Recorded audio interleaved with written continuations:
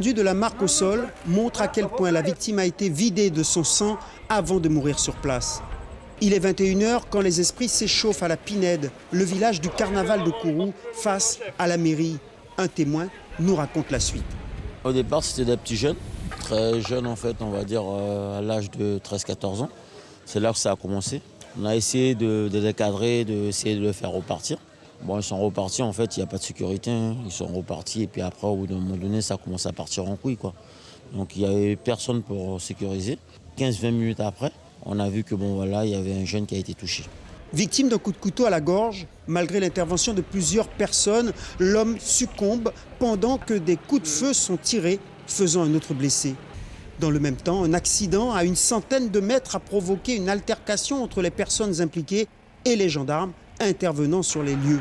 Le véhicule des hommes de loi a été sérieusement endommagé. Depuis lundi soir, les tensions sont vives à l'issue des défilés et du vidé.